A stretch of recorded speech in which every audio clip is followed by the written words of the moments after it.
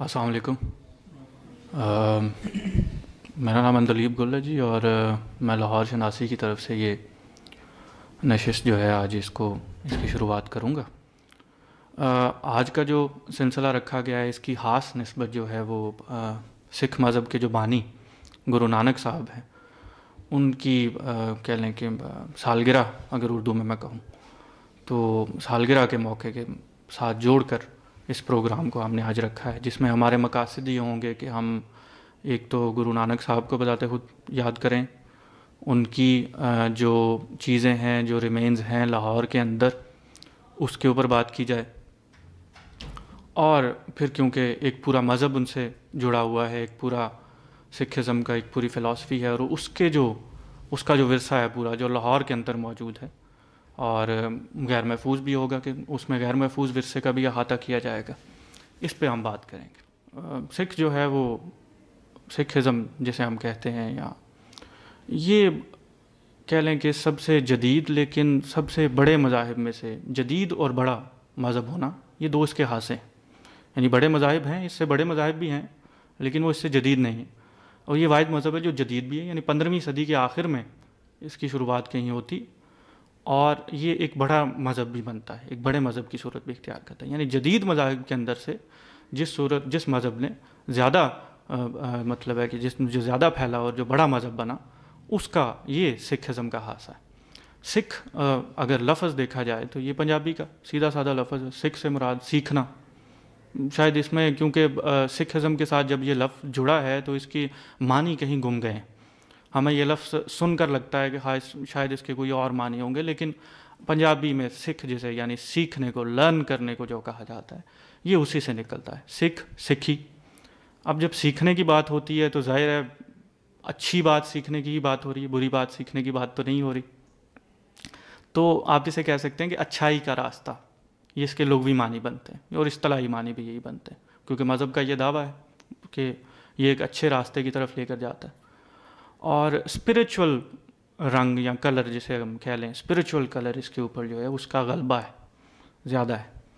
یعنی اس کے اندر اسپریچول چیزیں جو ہیں یا اسپریچول قسم کی جو روایات ہیں ان کو زیادہ پروموٹ کیا جاتا ہے، ان کے بارے میں زیادہ بات کی جاتی ہے. اس کے بانو جو ہیں وہ گرو نانک صاحب، جن کے جنم دن کے لیے یا جن کی سالگرہ کے لیے، اور گرو پرب جسے خاص پنجاب میں کہا جاتا ہے، جو منایا گیا پچھلے 4 نومبر کو. ننکانہ صاحب میں بھی اس کی باقاعدہ تقریب ہوئی اور ہر جگہ پہ ہوتی ہیں ظاہر ہے. تو ہم نے اس کے ساتھ جوڑ کے یہ نشست رکھی. جیسے کہ میں نے بیان کیا کہ ہم کوشش کریں گے کہ اس میں پورا ایک مذہب کے جو بانی ہیں ان کا تعارف، اور پھر ان کے ساتھ جو مذہب کے ساتھ جڑا ہوا جو پورا ورثہ ہے، اس کی اہمیت اور اس کی جو پریزرویشن ہے اس کے حوالے سے بات کی جائے. تو آپ ظاہر 15ویں صدی کے نصف میں پیدا ہوئے، اور آپ نے باقاعدہ جو ہے وہ سکھزم کی بنیاد رکھی. اس کے اوپر کس طرح سے رکھی اور ان کی کیا بنیادیں ہیں، اس کے لیے ایک باقاعدہ نشست درکار ہے، کیونکہ یہ ایک مذہب کا معاملہ ہے. ہم اسے ایک ضمنی بحث میں نہیں سما سکتے کہ یہ مذہب جو ہے اس کے اندر کس طرح کی چیزیں پائی جاتی ہیں، یہ کیا ہے. یا سکھزم پوری طرح سے کس طرح سے اپنی وہ جو آئیڈیالوجی ہے یا کس طرح سے اپنی وہ جو ایک نظریہ ہے اس کو لے کر چلتا ہے. کیونکہ میں محتاط ہو کر میں سمجھوں گا کہ اس کے اوپر اگر ایک ہم تفصیلی نشست جو ہے وہ انشاءاللہ مستقبل میں رکھی جائے گی، اس میں بات ضرور ہوگی. لیکن کیونکہ آج مدعا جو ہے وہ سکھ ورثہ ہے، اور لاہور کے اندر سکھ ورثہ ہے خاص طور پر، اور نانک صاحب کے جو ورثہ ہے وہ ہے، تو ہم اسی پہ کوشش کریں گے کہ فوکس رہے. اور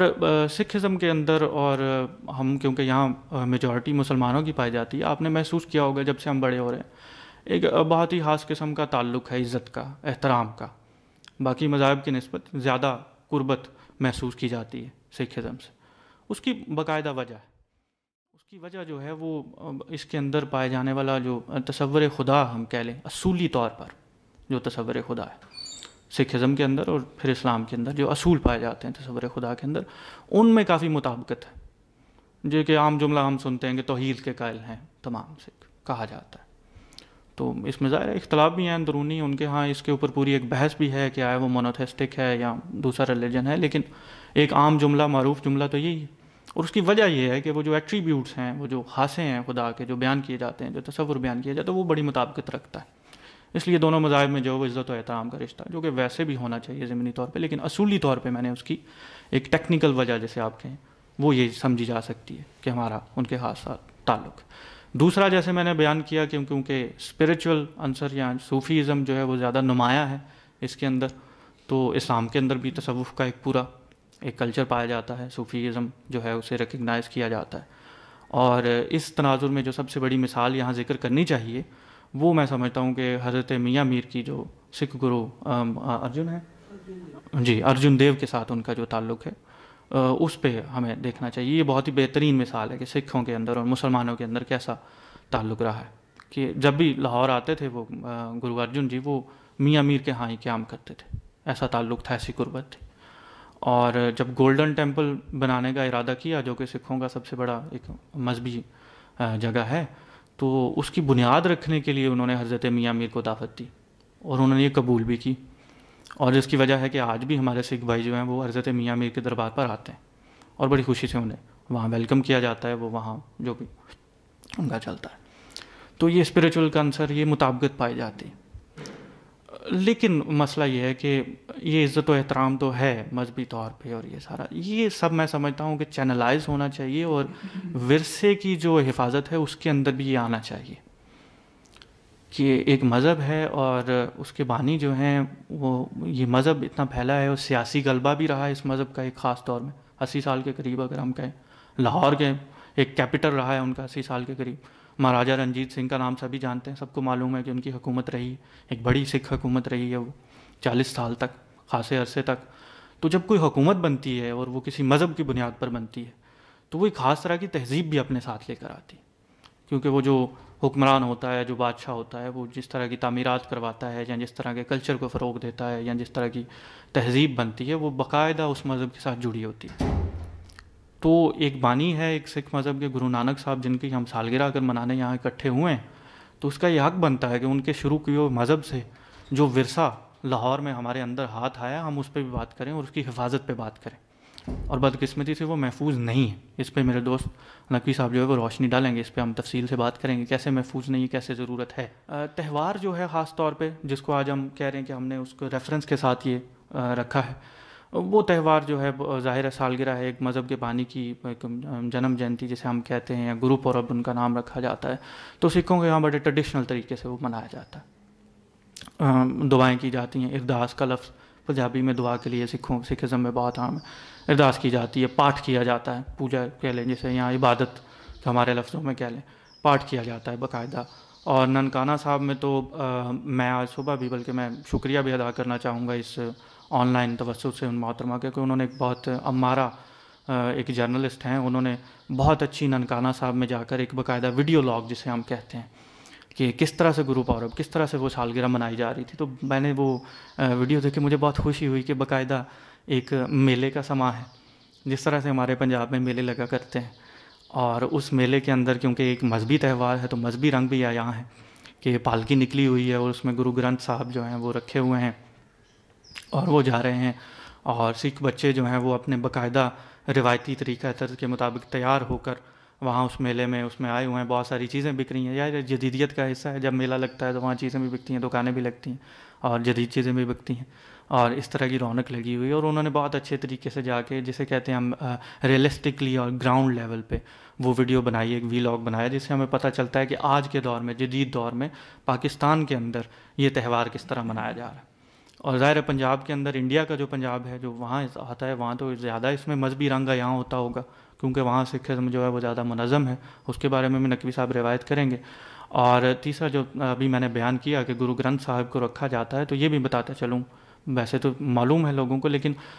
سکھزم کے اندر گرو کا ایک باقاعدہ سلسلہ پایا جاتا ہے. 9 سے 10 گرو جو ہیں وہ باقاعدہ ان کی ایک لینیج ہم کہہ رہے ہیں چلتی ہیں، روایت چلتی ہے. اور پھر ایک سطح پر آ کر جب یہ محسوس کیا گیا مذہب کے اندر، یہ ضرورت محسوس کی گئی کہ اب کسی انسان سے یہ ذمہ داری لے کر باقاعدہ جو پاٹھ ہے یا جو ایک لکھی ہوئی چیز ہے جو گرو گرنتھ صاحب ہیں ان کو یہ ذمہ داری لے جائے. یہ رہنمائی جو ہے، رہنمائی کا سرچشمہ آج کے بعد گرو گرنتھ صاحب ہی ہوں گے. تو اب جس طرح کی بھی رہنمائی کی جائے گی، پاٹھ لیے جائیں گے، جو بھی مذہبی تہوار ہوں گے ان میں سب سے اونچا مقام جو ہے وہ گرو گرنتھ صاحب کا ہی ہے. اور صاحب کا لفظ اس کے ساتھ لگایا گیا ہے، اس پہ بھی آپ غور کیجئے. یعنی یہ اس بات کی عکاسی کرتا ہے کہ باقاعدہ ایک انسان تصور کیا جاتا ہے اور ان کی باقاعدہ وہی عزت اور وہی احترام ہے جو کہ ایک گرو کا ہوتا ہے.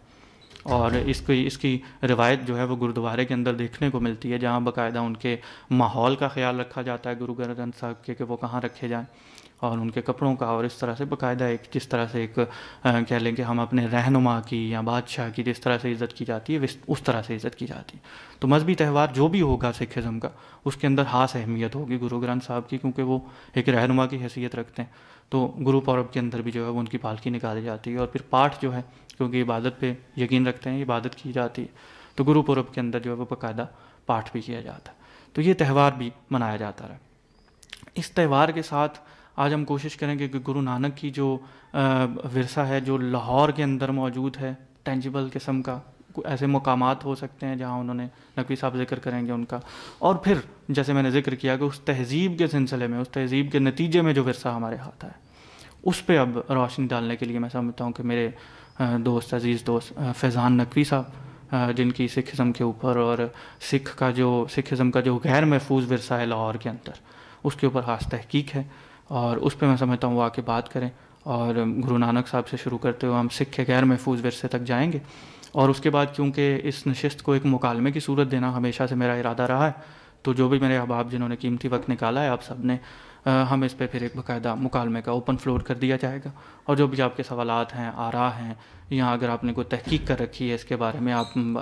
میری کسی جو میں نے یہاں یا نقوی صاحب جو بات کریں گے اس سے آپ کوئی اختلاف رکھتے ہیں، یا کوئی نئی رائے دینا چاہتے ہیں، اس پہ کوئی سوال کرنا چاہتے ہیں، اس کے لیے بالکل یہ فلور اوپن ہے، اس کے لیے بالکل ہم کھلے دل سے اس پہ بات کرنے کو تیار ہیں، کیونکہ ہم یہاں کوئی لیکچر دینے اکٹھے نہیں ہوئے، ہم یہاں بات کرنے اکٹھے ہوئے۔ لیکن ظاہر ہے کہ ایک فلو، ایک پیٹرن درکار ہوتا ہے، جس کے لیے ہم ایک بات شروع کرتے ہیں، اسے کہیں لے کر جاتے ہیں، اور پھر فلور اوپن کرتے ہیں۔ تو میں نے اس نشست کی شروعات کر دی، اب نقوی صاحب اس کو آگے لے کر جائیں گے غیر محفوظ ورثے کی، اور عام طور پہ جو ورثہ موجود ہے اس کی بات کی جائے گی، پھر فلور انشاءاللہ اوپن کیا جائے گا، اور ہم کوشش کریں گے کہ ہم یہاں پر آج کوئی نئی بات کریں اور سیکھ کر جائیں، اور خوشی ہوگی۔ بہت شکریہ آپ لوگوں کا، قیمتی وقت آپ نے نکالا ہے نقوی صاحب۔